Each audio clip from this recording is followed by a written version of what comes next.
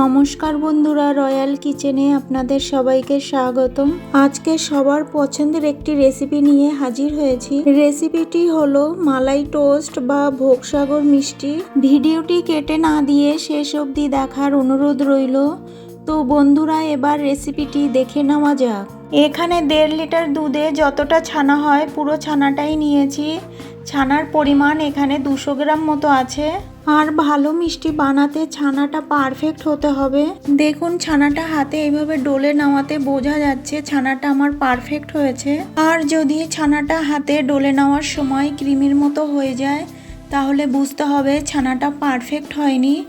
এর কারণে মিষ্টিও ভালো হবে না। আর ছানা বেশি কুক হয়ে গেলে দানা দানা হয়ে যাবে, তাহলেও মিষ্টি ভালো হবে না। আর আমার আগের অনেক মিষ্টির ভিডিওতে ছানা কাটানোর টেকনিক দেওয়া আছে, আপনারা চাইলে দেখে নিতে পারেন।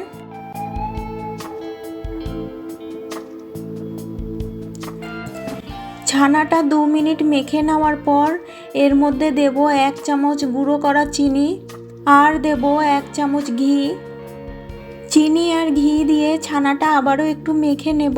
ছানাটা পারফেক্ট হলে বেশি মাখার প্রয়োজন হয় না। আর ছানাটা প্রথম থেকেই এইভাবে মেখে নেব। ছানা ডলে ডলে মাখার দরকার নেই, তাহলে ফ্যাট বেরিয়ে যাবে আর মিষ্টিটা ভালো হবে না, শক্ত হয়ে যাবে। ছানাটা আমি 5 মিনিট মতো মেখে নিয়েছি। এবার শিরা তৈরি করে নেব। শিরা তৈরি করার জন্য একটি পাত্রে আমি 150 গ্রাম মতো চিনি দিয়ে দেব। যেহেতু মালাই টোস্ট মিষ্টি বানাবো তাই শিরা তৈরিতে বেশি চিনি ব্যবহার করলাম না। এবার চিনির বাটি মেপেই আমি 7 বাটি জল দিয়ে দেব। জল দিয়ে গ্যাস বাড়িয়ে দিয়ে চিনি গলিয়ে শিরাটা ফুটিয়ে নেব। শিরা জাল হতে একটু সময় লাগবে, ততক্ষণে আমি মিষ্টিগুলোকে বানিয়ে নেব। ছানাটা আবারও একটু মাখিয়ে নেব।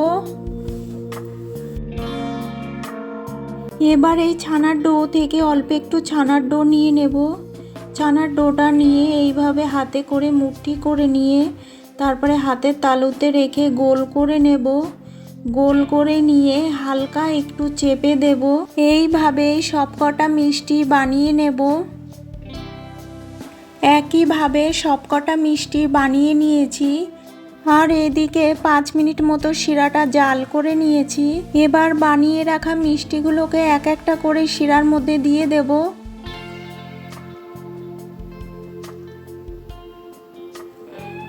এবার হাই হিটে মিষ্টিগুলোকে জাল করে নেব।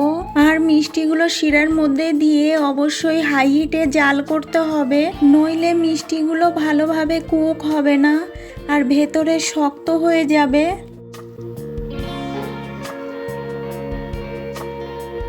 হাই হিটে মিষ্টিগুলোকে 20 মিনিট জাল করে নিয়েছি। আর এই সময় মিষ্টিগুলো খুবই নরম থাকে, তাই খুব সাবধানে মিষ্টিগুলোকে একটু উল্টে পাল্টে দেব।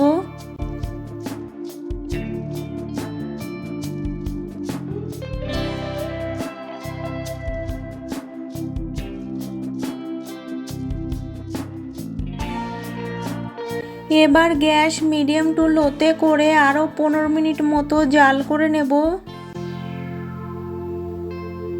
15 মিনিট জাল করে নেওয়ার পর গ্যাস অফ করে দিয়েছি। এবার এই গরম শিরার মধ্যে ঠান্ডা জল দিয়ে দেব। ঠান্ডা জল দিয়ে 5-6 ঘন্টা মতো রেখে মিষ্টিগুলোকে ঠান্ডা করে নেব। এবার মিষ্টিগুলোকে ভেজানোর জন্য মালাই তৈরি করে নেব। মালাই তৈরি করার জন্য এখানে আমি 1/2 লিটার লিকুইড দুধ নিয়েছি।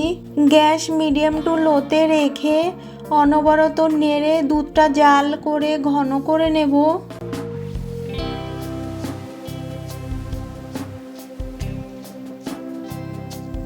দুধটা জাল করে অর্ধেক করে নিয়েছি।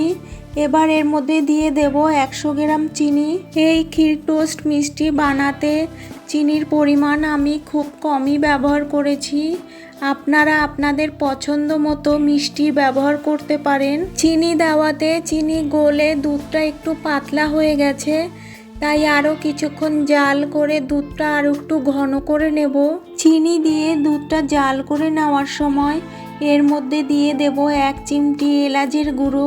এতে করে স্বাদ ও গন্ধ দুটোই ভালো হবে। তবে এটা না দিলেও কোনো সমস্যা নেই, বাদও দিতে পারেন।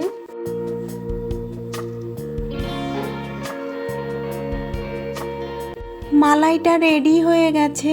5 ঘন্টা পর শিরা থেকে মিষ্টি তুলে চেপে চেপে মিষ্টির শিরাটা বার করে নেব। এইভাবে চেপে চেপে শিরা বার করে নেব। যেহেতু এই মিষ্টিটা স্পঞ্জি, তাই ভেঙে যাওয়ার কোনো ভয় নেই।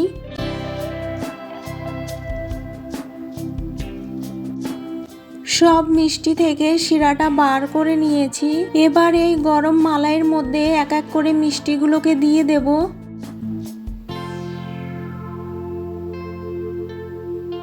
এবার আলতো হাতে মিষ্টিগুলোকে মালাইয়ের মধ্যে একটু নাড়িয়ে নিয়ে 2 ঘন্টা মতো রেখে দিয়ে ঠান্ডা করে নেব। 2 ঘন্টা মালাইয়ের মধ্যে মিষ্টিগুলোকে রাখলে মালাইটা ভালোভাবে মিষ্টির মধ্যে প্রবেশ করতে পারবে। দেখুন 2 ঘন্টা বাদে মিষ্টিগুলো সেই আগের মতো হয়ে গেছে। মালাই থেকে মিষ্টিগুলোকে তুলে স্ট্রেনারের মধ্যে রেখে মিষ্টির বাড়তি মালাই ঝরিয়ে নেব। আর কোনোভাবে মিষ্টি থেকে চেপে মালাই বার করা যাবে না। এইভাবে স্ট্রেনারের মধ্যে 10-15 মিনিট মতো রেখে মালাইটা ঝরিয়ে নিতে হবে। কিন্তু কোনোভাবেই মিষ্টি থেকে চেপে মালাইটা বার করা যাবে না। 15 মিনিট মতো রেখে মালাই ঝরিয়ে নিয়েছি। এবার মিষ্টিগুলোকে মাওয়াতে কোট করে নেব। এটা ইনস্ট্যান্ট মাওয়া। এই মাওয়াটা আমি শুকনো কড়াইতে 2 চামচ ঘি দিয়ে 1 চামচ গুঁড়ো দুধ দিয়ে বানিয়ে নিয়েছি। আপনারা চাইলে শুধু গুঁড়ো দুধের মধ্যে মিষ্টিগুলোকে কোট করে নিতে পারেন। এই ক্ষীর টোস্ট মিষ্টি এইভাবে বাড়িতে বানিয়ে খেয়ে কেমন লাগলো কমেন্ট বক্সে জানাতে একেবারেই ভুলবেন না। এবার একটা মিষ্টি কেটে দেখিয়ে দিচ্ছি। মিষ্টিটা যেমন নরম তেমনই রসালো হয়েছে।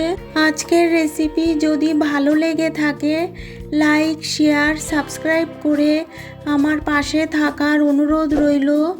আর পাশে থাকা বেল আইকনটি ক্লিক করে রাখবেন। এতে করে যখনই কোনো নতুন ভিডিও আপলোড দেব সর্বপ্রথম আপনার মোবাইলে পৌঁছে যাবে। সবাই ভালো থাকবেন, সুস্থ থাকবেন। আর আমার এই ভিডিওটা শেষ অবধি দেখার জন্য আপনাদেরকে অনেক অনেক ধন্যবাদ।